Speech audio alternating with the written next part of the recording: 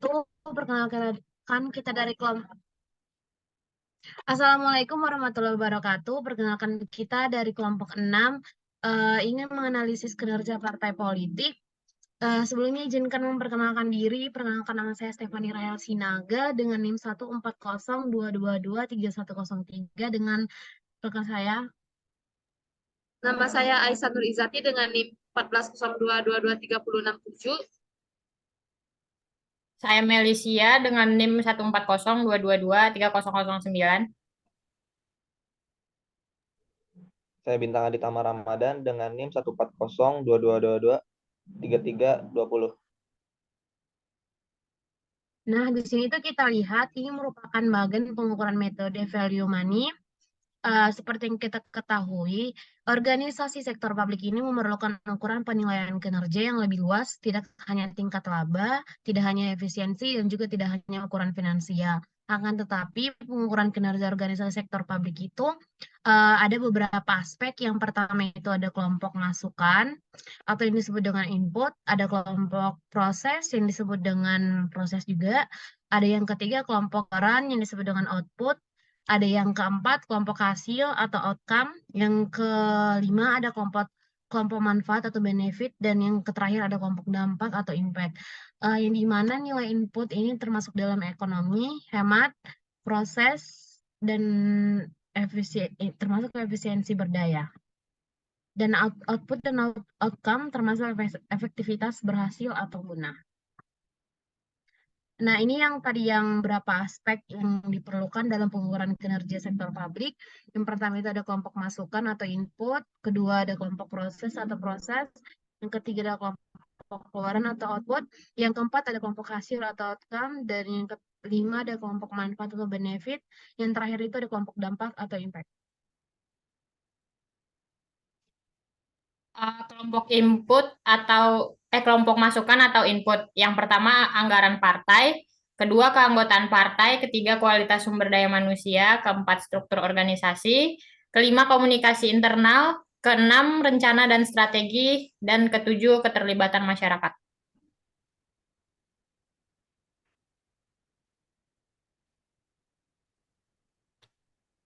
Uh, ang Anggaran partai. Indikator ini mencakup sumber daya finansial yang tersedia bagi partai politik.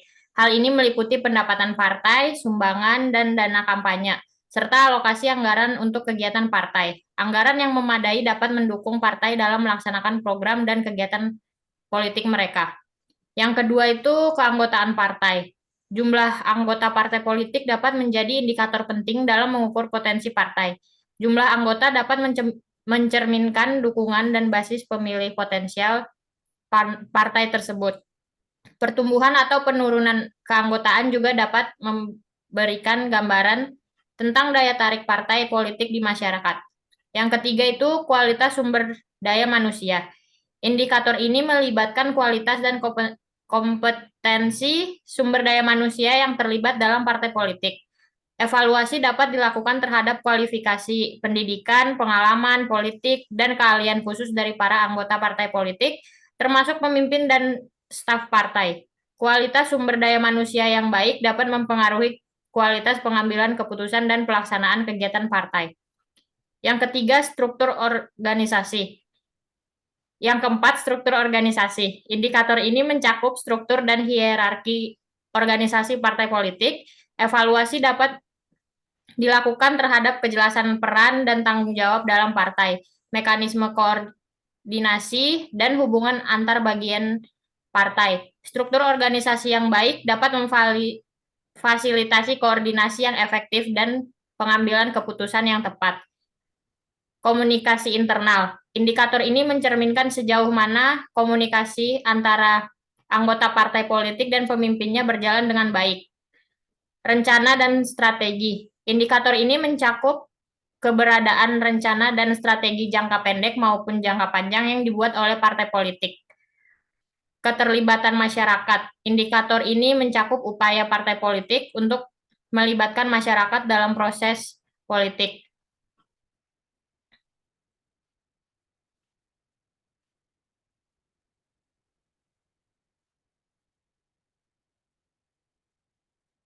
Kelompok proses yang pertama, organisasi dan struktur. Kedua, rekrutmen dan seleksi kader. Ketiga, komunikasi dan kampanye. Keempat, pengelolaan dana dan sumber daya. Kelima, keberagaman dan inklusi. Keenam, keterlibatan masyarakat. Dan ketujuh, pemilihan internal dan demonstrasi. Organisasi dan struktur itu meninjau apakah partai politik memiliki struktur organisasi yang baik dan efisien. Rekrutmen dan seleksi kader mengevaluasi bagaimana partai politik merekrut dan memilih kader-kader. Komunikasi dan kampanye meninjau sejauh mana partai politik mampu berkomunikasi dengan pemilih dan masyarakat secara efektif. Pengelolaan dana dan sumber dana itu mengevaluasi bagaimana partai politik mengelola dana dan sumber daya mereka. Keberagaman dan inklusi meninjau sejauh mana partai politik mendorong keberagaman dan inklusi dalam proses. Keterlibatan masyarakat mengevaluasi sejauh mana partai politik terlibat dengan masyarakat dan mendengarkan aspirasi. Pemilihan internal dan demokrasi partai meninjau sejauh mana partai politik melibatkan anggota partai dalam proses pemilihan kepemimpinan internal.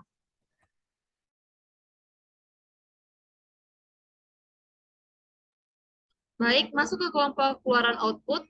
Berikut ini adalah beberapa indikator output yang dapat digunakan dalam pengukuran kinerja sektor publik dalam partai politik. Yang pertama, hasil pemilihan umum. Yang kedua, implementasi program dan kebijakan. Yang ketiga, keterlibatan masyarakat. Yang keempat, pencapaian tujuan organisasi. Yang kelima, dampak kebijakan. Yang keenam, responsivitas terhadap masalah publik. Yang ketujuh, reputasi dan citra publik. Buat yang pertama, hasil pemilihan umum. Indikator ini mencerminkan keberhasilan partai politik dalam memperoleh suara atau jumlah kursi dalam pemilihan umum. Hasil pemilihan umum menjadi ukuran utama dari dukungan publik terhadap partai politik dan mencerminkan keberhasilan mereka dalam meraih kekuatan politik. Yang kedua, implementasi program dan kebijakan. Indikator ini melibatkan sejauh mana partai politik dapat mengimplementasikan program-program dan kebijakan-kebijakan yang mereka sampaikan kepada publik. Evaluasi dapat dilakukan terhadap keberhasilan tindak konkret. Kemudian yang ketiga,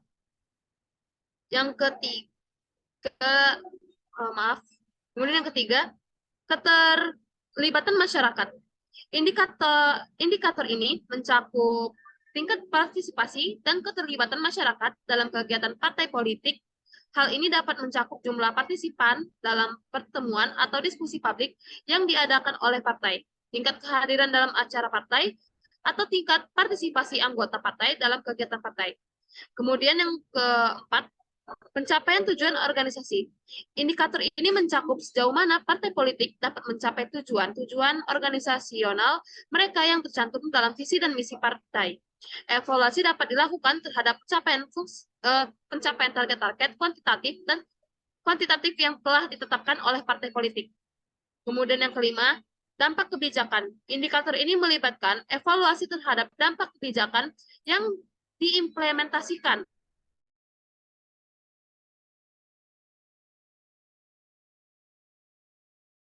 Peningkatan aksesibilitas layanan publik atau pemenuhan kebutuhan masyarakat. Kemudian yang kelima, responsivitas terhadap masalah publik. Indikator ini mencerminkan sejauh mana partai politik dapat merespon isu-isu publik dan kebutuhan masyarakat. Evaluasi dapat dilakukan terhadap inisiatif partai dalam mengambil sikap dan tindakan terkait isu-isu penting, kemampuan mereka dalam mendengarkan aspirasi publik, serta upaya dalam mewujudkan solusi yang relevan. Kemudian yang keenam, reputasi dan citra publik. Indikator ini mencakup persepsi publik terhadap partai politik. Evaluasi dapat dilakukan melalui survei opini publik, tingkat kepercayaan masyarakat terhadap partai, dan citra yang terbentuk oleh partai dalam masyarakat. Reputasi yang baik dapat meningkatkan kepercayaan dan dukungan publik terhadap partai politik. Kemudian yang terakhir, indikator output ini dapat membantu dalam mengevaluasi hasil nyata dan dampak partai politik dalam sektor publik. Namun, penting untuk mengingat bahwa pengukuran kinerja harus disesuaikan dengan konteks dan prioritas partai politik tersebut. Next. Kemudian kelompok hasil atau outcome.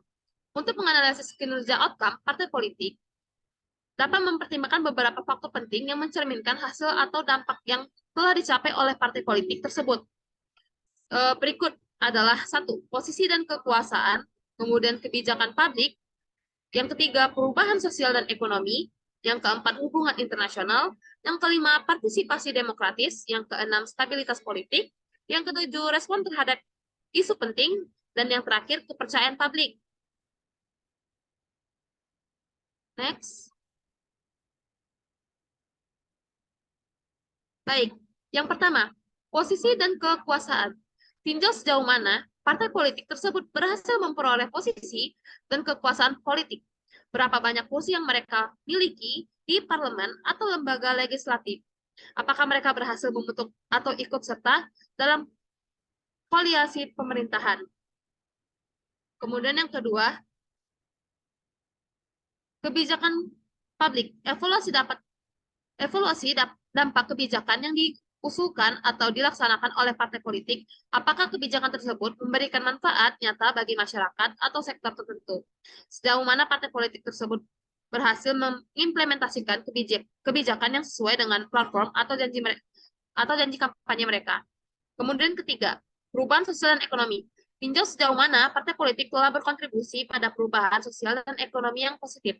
Kemudian yang keempat, hubungan internasional. Mempertimbangkan hubungan partai politik dengan negara-negara lain dan posisi mereka dalam isu global. Kemudian, partisipasi demokratis. Tinjau sejauh mana partai politik telah mendorong partisipasi politik yang lebih besar di kalangan masyarakat. Kemudian, stabilitas politik. Pertimbangan stabilitas politik yang dihasilkan oleh partai politik tersebut. Kemudian, respon terhadap isu penting.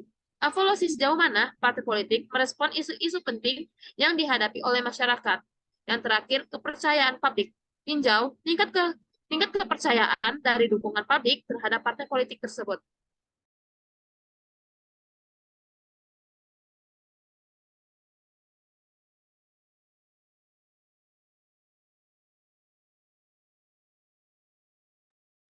Boleh lanjut, Pani?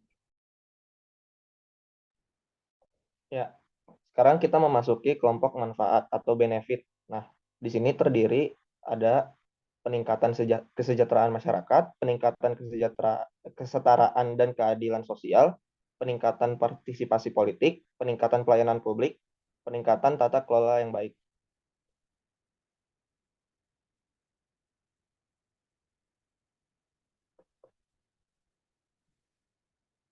Next.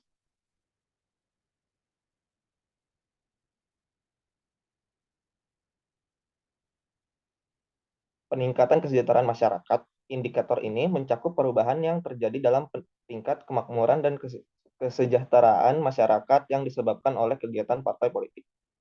Hal ini dapat meliputi peningkatan pendapatan per kapita, pengurangan tingkat kemiskinan, peningkatan akses terhadap pelayanan publik, dan peningkatan kualitas hidup. Dan kemudian ada peningkatan kesetaraan dan keadilan sosial. Indikator ini mencakup dampak partai politik dalam mengurangi kesenjangan sosial, diskriminasi, dan ketimpangan dalam masyarakat. Hal ini dapat meliputi upaya partai politik dalam mempromosikan kesetaraan gender, akses yang adil terhadap pendidikan dan pekerjaan. Kemudian peningkatan partisipasi politik. Indikator ini mencakup peningkatan partisipasi aktif masyarakat dalam proses politik, termasuk partisipasi dalam pemilihan umum, partisipasi dalam kegiatan politik lokal, dan partisipasi dalam pengambilan keputusan publik. Hal ini mencerminkan tingkat keterlibatan dan kesadaran politik yang tinggi di kalangan masyarakat. Dan kemudian peningkatan pelayanan publik. Indikator ini mencakup peningkatan akses, kualitas, dan keefektifan pelayanan publik yang disediakan oleh partai politik. Hal ini dapat meliputi peningkatan dalam layanan kesehatan, dan pelayanan dasar lainnya yang disediakan oleh pemerintah atau organisasi yang terkait. Dan yang terakhir, ada peningkatan tata kelola yang baik. Indikator ini mencakup peningkatan dalam praktik tata kelola yang baik, termasuk transparansi, akuntabilitas, partisipasi publik, dan pengelolaan yang efisien dan efektif dari sumber daya publik. Hal ini mencerminkan kemampuan partai politik dalam menjalankan tugas mereka dengan integritas dan menghasilkan manfaat yang maksimal bagi masyarakat.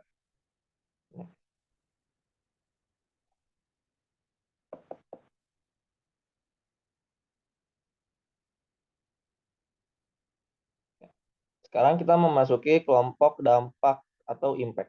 Yang pertama ada keterwakilan dan partisipasi politik. Yang kedua kepuasan publik. Yang ketiga keberlanjutan dan kestabilan politik. Dan yang terakhir pencapaian kebijakan.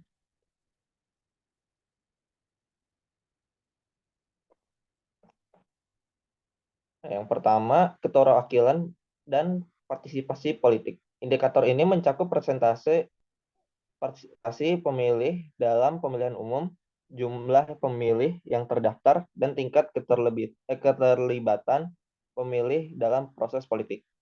Hal ini dapat menggambarkan sejauh mana partai politik berhasil memobilisasi dukungan. Yang kedua, ada kepuasan publik. Indikator ini mencakup survei kepuasan publik terhadap kinerja partai politik dan kepercayaan masyarakat terhadap partai tersebut. Survei ini dapat memberikan gambaran tentang bagaimana partai politik memenuhi harapan. Yang ketiga ada keberlanjutan dan kestabilan politik. Indikator ini mencakup stabilitas politik, pengelolaan konflik, dan keberlanjutan kebijakan. Hal ini dapat menggambarkan sejauh mana partai politik mampu menjaga stabilitas politik, mencegah konflik. Yang keempat ada transparansi dan akuntabilitas. Indikator ini mencakup transparansi partai politik dalam penggunaan dana kampanye, pelaporan keuangan, dan tingkat akuntabilitas terhadap pemilih dan masyarakat umum. Hal ini dapat menggambarkan sejauh mana partai politik menjalankan kegiatan mereka secara terbuka dan bertanggung jawab. Dan yang terakhir ada pencapaian kebijakan. Indikator ini mencakup implementasi kebijakan partai politik dan dampaknya terhadap masyarakat. Hal ini dapat mencakup pencapaian dalam bidang-bidang seperti pendidikan, kesehatan, ekonomi, lingkungan, dan lain-lain.